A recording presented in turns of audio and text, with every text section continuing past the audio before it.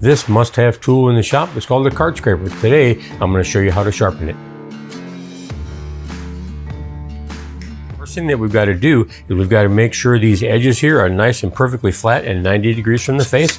So I chuck up a file into my bench vise and just simply run it back and forth across there a couple times to make sure that that edge is nice and clean and flat, perpendicular to the face. Do both edges.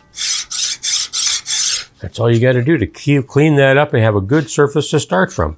Next, what I'll do is I like to take a burnishing tool and run it flat over the top. And what I'm doing is I'm just taking that little bit of metal on the top and I'm flattening it out a little bit, pushing a little bit of it over the sides. We're going to try to create what's called a burr. So literally a couple passes along there will straighten that out real nice. Then what I like to do is lay it on the edge of my bench, and I'll take whatever edge or burr might be on there and take it completely off. So when I run my finger across there, I don't want to feel any kind of a sharp edge at all. We're going to put that edge back on it in a second. So there. Now, my card scraper is ready to go. What we got to do is we've got to put a little hook on the top here over both sides, and that hook is what will act as our means of cutting on our wood. So I chuck it up into my vise again. And this is a really neat tool that actually James Wright from Wood by Wright turned me on to. It's a Blackburn Accu-Burr. And what it's got is this hardened piece of steel, and it's got a couple notches in it here that represent different depths and different angles. I like to use the deepest one on here. And it puts about a 5-degree hook on the side of your piece. And literally just take that small notch right here. I lay it on there, keeping this perfectly perpendicular to the face, and just run it down there with a little bit of pressure, not a whole lot, and just pull it down there one time. That's all you need, and that's going to put that burr on there that you can feel. I'm going to flip it over and do the other side, same way. This time I'm going to run it twice, just right down there. Set that aside, and I can feel that little bit of a hook on the edge of that card scraper there. That hook, that little hook over the edge is what's going to do our cutting when we go ahead and start scraping down on our piece of wood. So our camera's not able to get up real close on what that burr looks like, so I thought I'd draw a picture for you over here on our whiteboard. What we've taken is our card scraper, and this is looking at it from the end. We've cleaned up that edge on the file. We've cleaned those edges off with the deburring tool. What we're trying to do is simply create a little bit of a hook over that edge.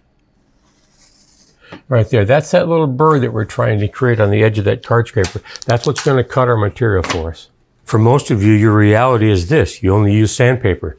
Today, we're going to show you how to use a card scraper as an alternative to sandpaper. Oftentimes come into play when you're wanting to clean up a surface. Sometimes I'll use it on glue joints. Look at that. Scraping that surface off and getting that nice and smooth.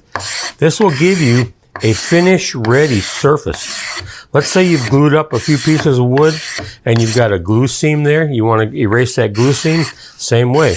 You'll notice I'm flexing this just a little bit, and then the angle of attack is going to be basically depending on the angle you put your burr on. If I've got it too high, I'm not getting anything.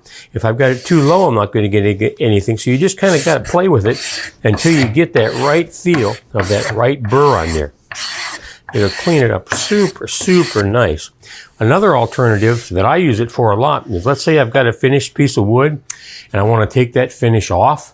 I want to restain it, or I don't like how the finish came out. This is a great way to remove that excess finish. This particular one happens to have a lacquer finish sprayed on it. Look at how easy that's coming off. Now, if I was doing that with a sanding disc on a random orbit disc, that sandpaper would clog up in an absolute heartbeat and not be useful anymore.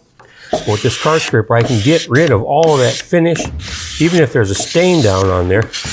Get rid of all that, get right back down to raw wood. Then again, is smooth as silk. It's just finish ready.